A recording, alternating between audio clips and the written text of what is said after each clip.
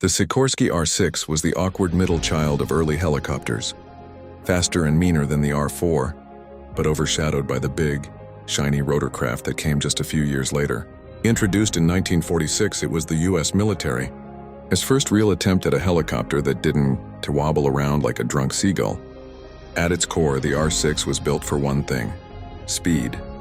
Igor Sikorsky stretched the airframe, slimmed the body, and poured in more horsepower, creating a helicopter that could outrun everything else with rotors at the time.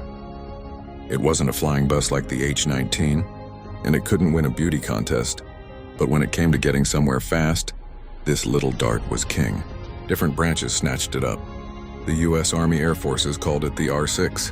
The Navy renamed it the HOS-1, and the British, of course, called it Hoverfly 2 because naming things intimidating was apparently optional. Regardless of the badge, it was used for training, courier missions, reconnaissance, and search and rescue practice.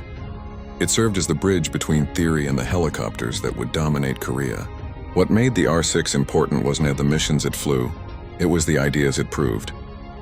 It had a streamlined tail boom, a more aerodynamic fuselage, and a tail rotor configuration that influenced better control at higher speeds. These lessons would be baked directly into the helicopters that did fight in Korean mountains and Vietnamese jungles. Pilots liked the speed but hated the attitude. It was twitchy and sensitive, like a jealous ex with rotor blades. Maintenance crews discovered that parts loved to vibrate loose, and landing on a hot day without something rattling was considered a miracle. But guess what? They figured out how to tame the beast. That knowledge moved forward into every helicopter that followed. The R-6 slipped out of service quietly as larger, safer, more useful rotorcraft took over. But without this weird, skinny rocket, the helicopter world would have taken longer to evolve.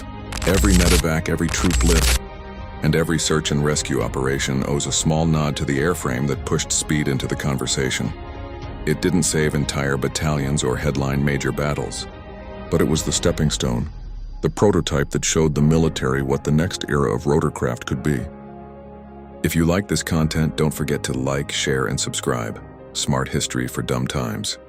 And if you'd like to buy me a coffee, click the link in my bio.